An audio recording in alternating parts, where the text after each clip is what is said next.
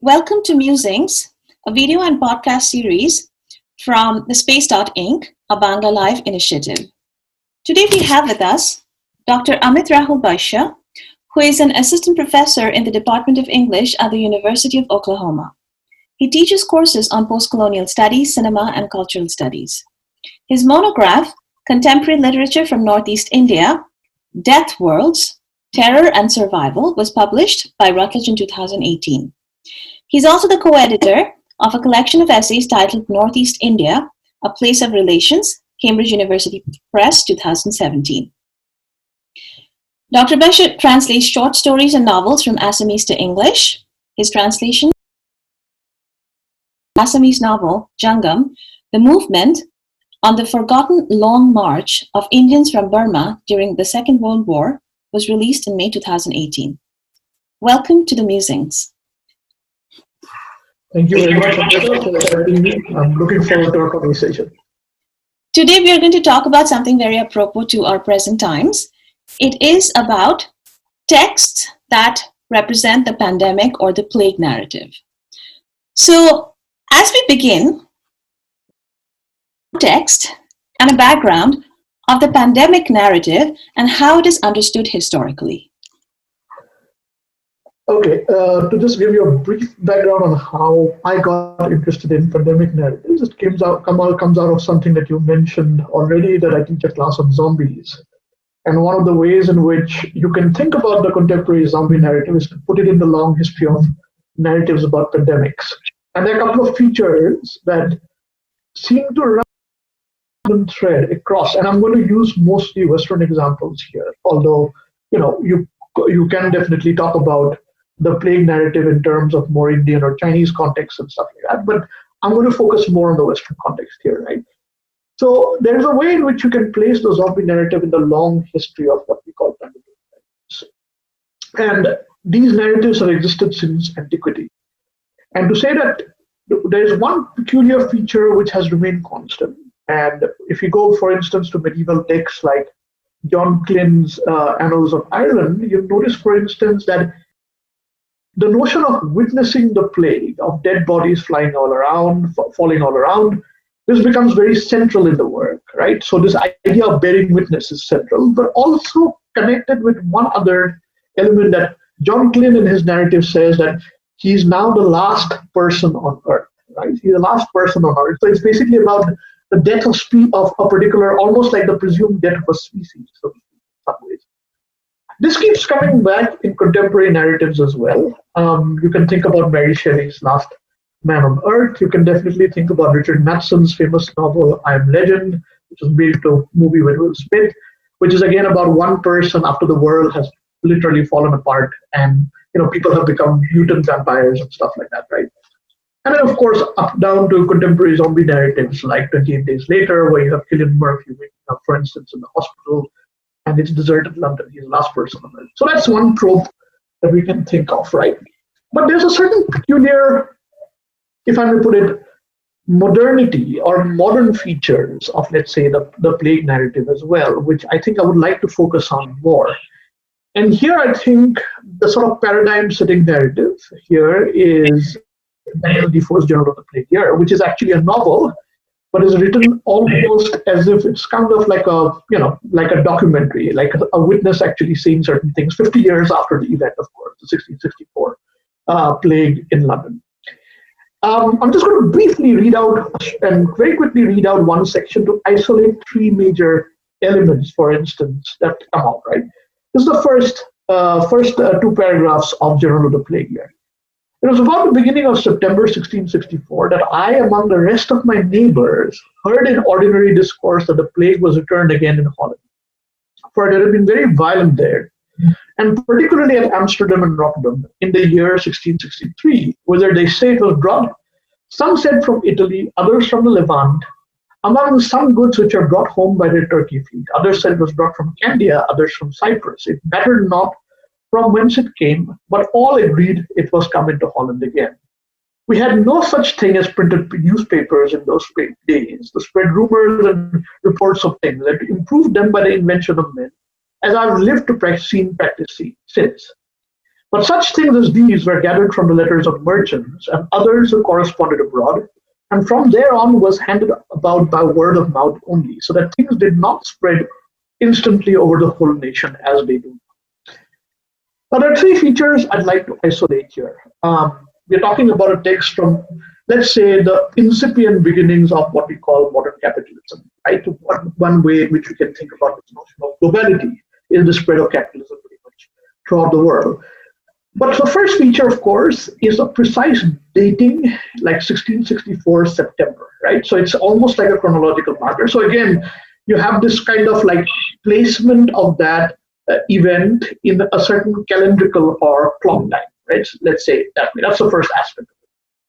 The second part of it, as you noticed probably from the passage already, is that the plague always seems to come from elsewhere. This is a crucial thematic in plagues, because when we talk about the virus is seen more like an invader, so to speak, in some sense. Here, for instance, it could be Turkey, it could be the Levant, of course, it comes from the east and so on.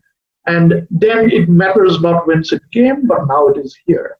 Now, you notice this, I mean, this, of course, is an idea that I'm taking from Susan Sontag's famous book on the AIDS crisis from 1988. Where she says the plague always comes from elsewhere. But this is a pattern that we see even now, that, think about H1N1, comes from China. Ebola comes from Africa. Even Corona, right, comes from Wuhan in China. So it's always this element of the plague coming from elsewhere as this figure almost of the foreigner, so to speak, in some way. But a third and very interesting point that Defoe makes here, and I think this is very important for us to think about in terms of the evolution of the modern plague narrative, is to think about the reference to media. In Defoe's passage, of course, there's a distinction between the before and the after.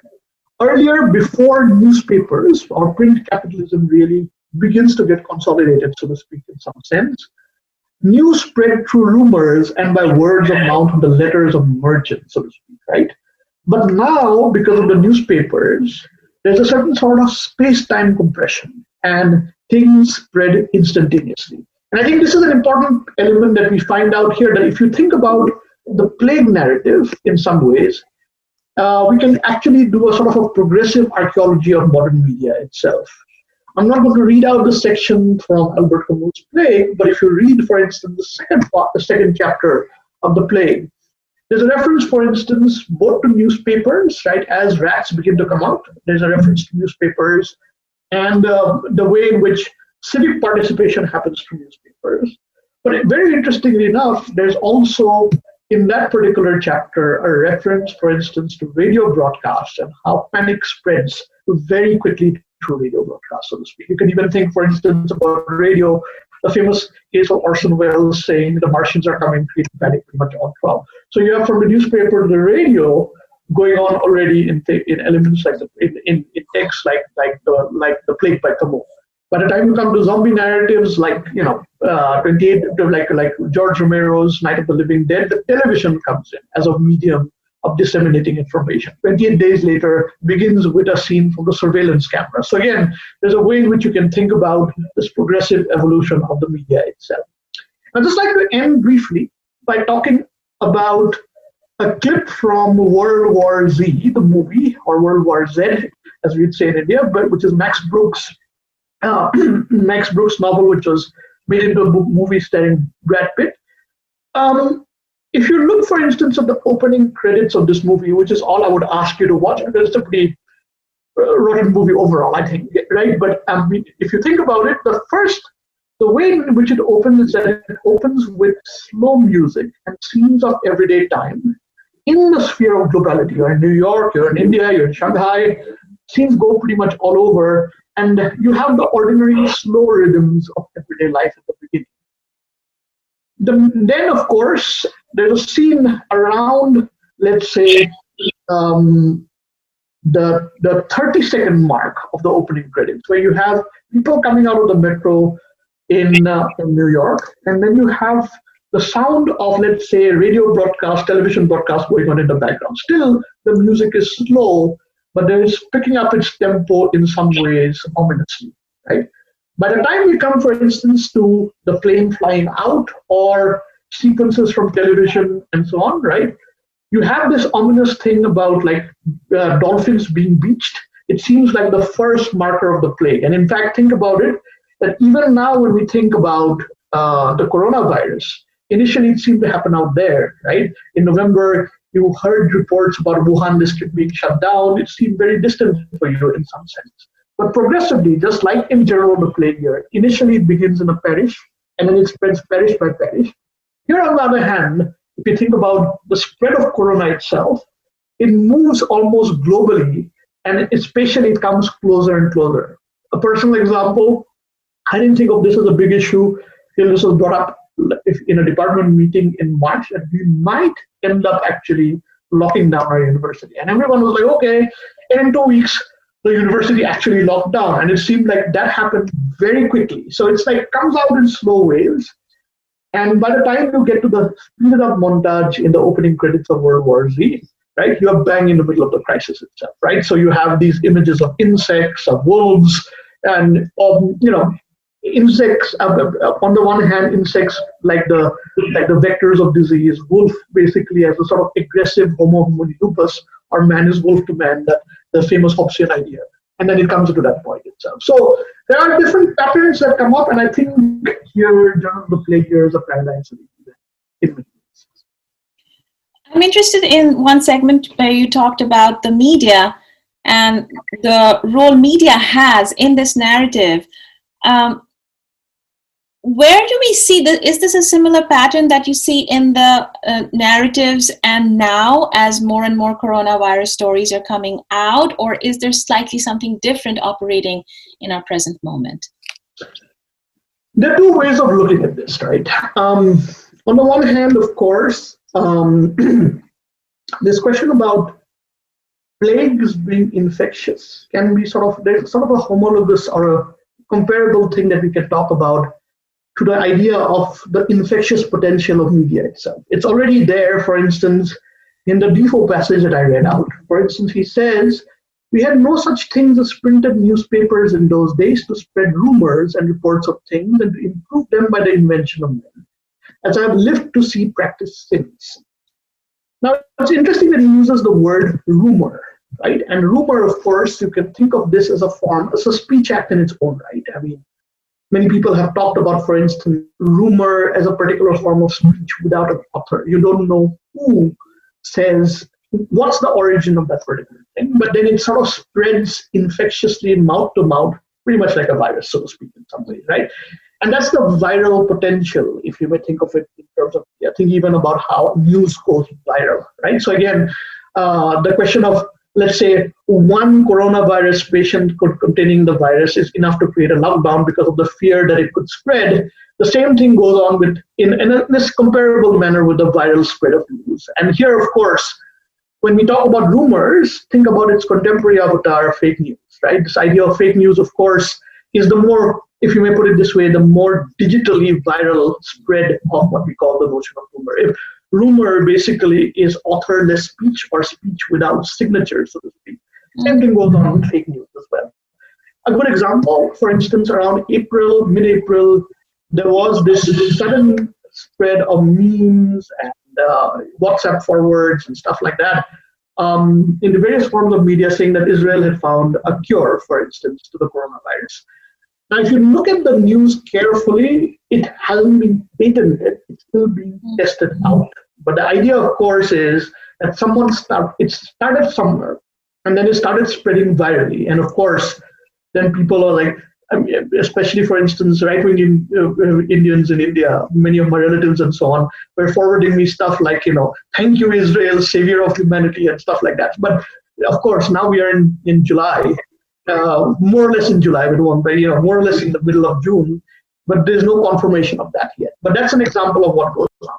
There's another side, of course, of the media that we can think about besides its infectious potential, besides what the homology between, let's say, the plague and the media narrative that goes on, is that it's not necessarily only the question of the spread of fake news, but also about civic participation. I think media is, in some sense, a Janus-faced element. I mean, I'm going to read out one small section from The Plague by Albert Camus, right? You can read the whole section Later, again, notice the commonalities. For from April 18th, and this is from page 15 of the Stuart Gilbert translation, for from April 18th onwards, quantities of dead or dying rats were found in factories and warehouses. In some cases, the animals were killed to put an end to their agony. From the outer suburbs to the center of the town, in all the byways where the doctor's duty took him, in every thoroughfare, rats were piled up in garbage cans or lying in long lines of the gutters. The evening papers that day took up the matter and inquired whether or not the city's fathers were going to take steps and what emergency measures were contemplated to abate this particularly disgusting nuisance. Actually, the municipality had not contemplated doing anything at all, but now a meeting was convened to address this impending crisis, right? So there's a way in which, for instance, you can already think through media, a certain element of civic participation also comes in. This is something which lies kind of immanent in Defoe, but comes out more in the later sort of thing. I'm very interested in the rumor or the present fake news aspect of the narrative. And you mentioned this whole example of Israel having a cure and how that became viral, so to speak. But there's another aspect that you talked about in the beginning about this whole the pandemic or the plague itself having a source or an origin from an othered space. So does the rumor or these voices create the imagined or the unimagined other in its impact? Or is it something else working towards the idea of that's an idea that suits a certain kind of country in what they believe in the rumors?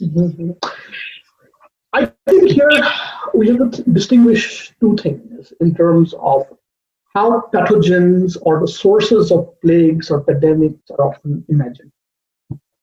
In many ways, if you think about it, and this of course is connected to the notion of rumor.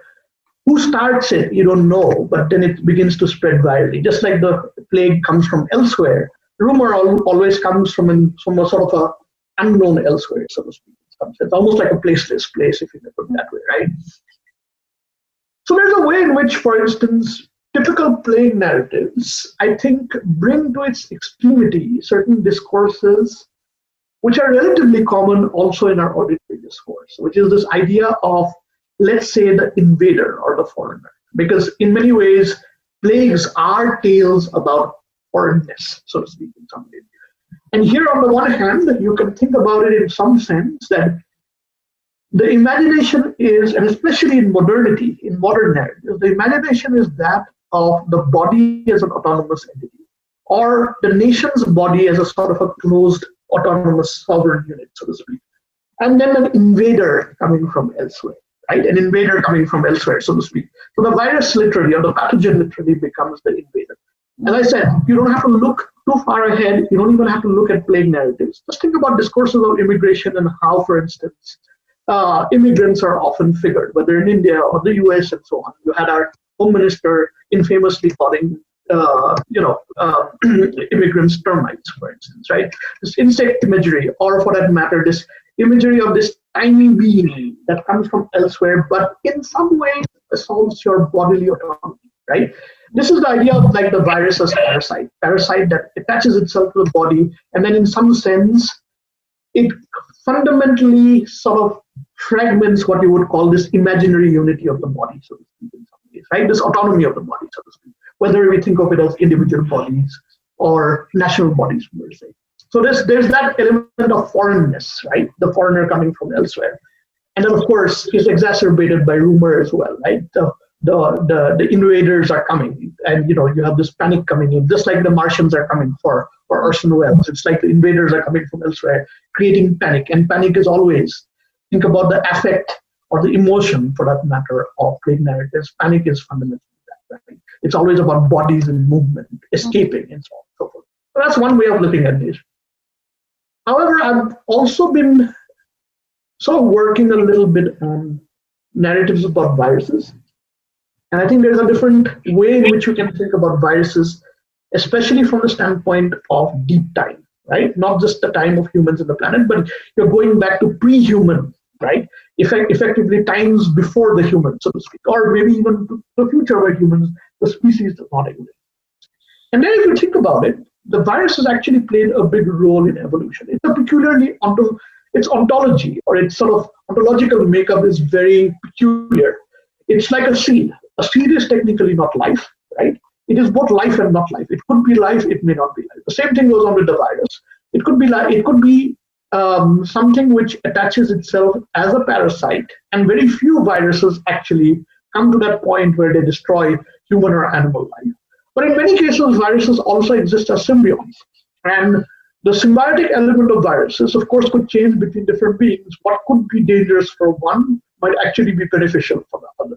So if you think about it, from the standpoint of what you call evolution itself, right, biological evolution, so to speak, viruses have played a very big role. And if you play that sort of, if you think about it from that particular standpoint, the virus becomes a very different configuration altogether. Just like, of course, it's difficult to think about this during the times of Corona when we're in a shutdown and so on. But this is the more complex sort of role of the virus itself as a source of life in some way. I'm interested also in the concept of the global you mentioned earlier. And how does this affect in terms of the panic? Is it always a global panic or a crisis?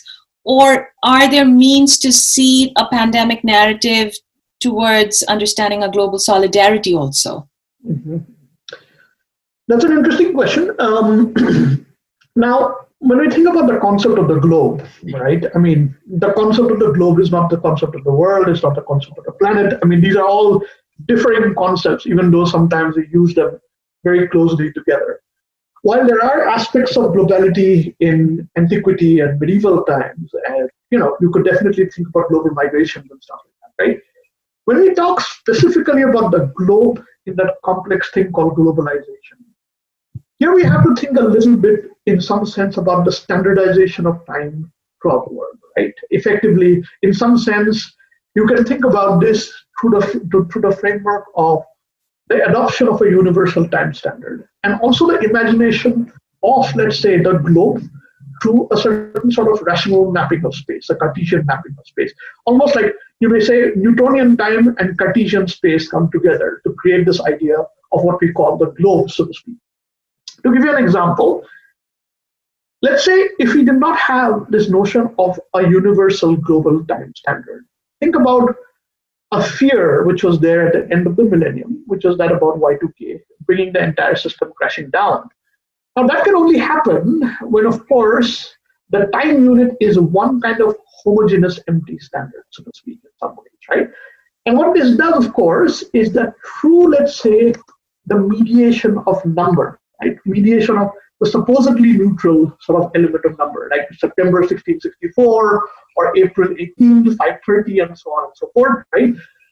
It brings in this question of simultaneity at the same time. I mean, think about our exchange here. You are in Sweden, you are like 7 hours ahead of me, and I'm 7 hours behind you. We are not in the same time, but we imagine that this is happening simultaneously. So, not necessarily imagine, we know that this is happening simultaneously. This is a global connection, so to speak, in some sense. And that's one way in which we can definitely think about notions of global or globality definitely coming up in many of these plague narratives as well. A good example, as I said again, is to look at the beginning of the opening credits of World War Z, right? That it's this notion of global simultaneity, right? You have shots, for instance, in that opening, the slow sort of succession of images of everyday life in India, everyday life in the US, everyday life in Shanghai, in a Brazilian favela. So simultaneously, it seems like the world is waking up at the same time, although this is a fiction, so to speak, in some sense. It's happening in an empty space, right? But at the same time, in some ways, it begins to impact, global networks. I mean, if you think about it, on the one hand, plagues, to go back to someone like Defoe, where is it coming through? Through a certain form of early globalization, sea routes, right? So sea routes basically bring in, it comes from Turkey, Levant, it comes in through the sea routes into like the open spaces or the liminal spaces into the closed body of the nation, so to speak. Same thing you can think about from the standpoint of, let's say, now that airplane services are virtually being shut down or are operating minimally. So this sort of way in which the invader or the foreigner comes into the body politic, so to speak. So there's that element. But at the same time, I also think that this is the double-edged sword, right? I mean, in many ways, while we can think about, this as a crisis impacting the human species, right? It also leads to different forms of human collectivity or different forms of humanity as a collective subject, so to speak, which is a different thing altogether. We have the human species on the one hand. We have this notion of human solidarity or the notion of humanity, right? Where people come together, for instance, and I mean, the protest nowadays going on throughout the globe, Black Lives Matter happening, for instance, in the US spreading, for instance, to Britain, to Europe and so on, are elements of that. I mean, why would the death of, let's say, a man in Minnesota resonate so far, for instance, in Belgium? I think these are ways in which these notions of collectivity definitely come to be. And I think that's the Janus Face thing that I talked about earlier. A final question. So how does this all end in a pandemic narrative? Is it, usually we're seeing a lot of memes on social media these days. This is nature correcting itself, which leads to this hope that this is going to be better in some way. Or there is this idea that this is the worst ever, 2020, God knows what else is coming up. So in the cultural production or the written text that you're talking about, are there any patterns of how these end? Okay, there are three different dimensions to which I can answer this question. So let me begin first of all with nature coming back, which I think is a very problematic narrative, which places the human species, right, effectively as always the aggressor. Right? In some ways, this idea that we are the ones who have wrecked the planet, which to a large extent is true. Yes, we have wrecked the planet with a lot of our activities, but then of course that also differs from place to place. I mean, the carbon footprint of richer countries is far more than the carbon footprints of poorer countries, for instance, in some ways. Right? So there's a way in which this narrative of nature coming back places, in some sense, a certain notion of the human species as in some ways fundamentally the villain of the piece. And I think this can often lead to very fascist sort of sensibilities as well. Ecofascism is one aspect of that. So that's one thing that I would sort of go against, so to speak, in some ways. Coming from there to narratives of the pandemic. And of course, narratives of the pandemic are also, while these could be more secular ways of imagining, let's say, the end of the world and so on, right? But it definitely has resonances with mythical or religious apocalyptic narratives. And here's one pattern that we can talk about, is that when we think about pandemic narratives, they are always narratives of rebooting.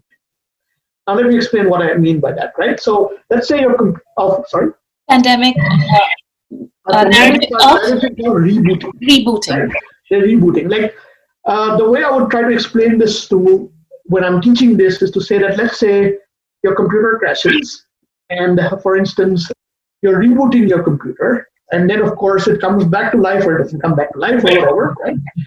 The pandemic narrative, just like all other forms of apocalypse, is that moment of the reboot. And let me give you an example. Think about old apocalyptic stories like Noah's flood, for instance, right? There is the before, there is the moment of the ark, which is the moment of the reboot, and then there is the after, so to speak, in some way. And even up to contemporary sort of zombie narratives, you can see that. I keep on telling my students that the moment the cure is found in The Walking Dead will no longer be The Walking Dead, so to speak, in some way, right? So probably there is a way in which this notion of the moment of crisis literally becomes this time of rebooting, so to speak, this in-between space between a before and an after. Now, there are different ways in which this after can be imagined, right? On the one hand, there's a strong modernist faith in, let's say, the efficacy of medicine, effectively in some sense conquering nature. So this idea of, let's say, we'll find a cure, AIDS gets cured, you find a cure, Corona gets cured. So this, if you think about it, is a peculiarly modern narrative. You can go back to malaria and the way, for instance, Ronald Ross is sort of often deified and people like that, right? So there's this idea that in some sense, through technology, through science, through medicine, you conquer nature. So there's that aspect of that. But there's another aspect which is about what happens after, right? And like there are people, for instance, who would say, oh, we are getting into a worse state. There are people who would say we are getting into a better state. I think these dualities, in some sense, play upon certain older narratives. Let's say the more conservative side is to say that the pandemic puts you, for instance, into a, or let's say the zombie crisis puts you into a state of nature, where the human becomes the wolf to the human. That in some sense, this can probably only help. And this is a very Hobbesian narrative, with a strong sort of sovereign leader coming at the end, right? So creating sort of like the body politic at the end. Very often this happens in very fascist directions, as we see, so to speak. And that's a more conservative narrative I've been putting. There's a more radical narrative we can put in, that in some ways you can definitely think about hope, right? The Marxist philosopher Ernest Bloch called hope an orientation towards the future. We are stepping into the unknown. And if I were to borrow a phrase from Friedrich Nietzsche, who was himself a reactionary, but he says the time in between is always the time of monsters, right? Yes, it could be the time of monsters if you think about the monster as the other. But what could probably be a more positive spin about monstrosity is actually when you sort of occupy that position of the, and that could be nothing but revolutionary change. So we are at the cusp of two different sort of elements, and these, of course, play out in pandemic narratives and also in real life. Right? And people saying we cannot go back to normal, or people saying this is the time when things could change. I mean, it's a little difficult to probably believe that now, given the kind of rise of global fascism the world over. But in that sense, I would definitely say that the crisis could also be a moment of possibility. It could be a moment of revolutionary hope itself, and probably that's where I'd like to. Thank you. Let's hold on to that. Thank you so much for this wonderful, enriching conversation. And I hope to talk to you soon. Thank you so much for inviting me to the pleasure. Thank you.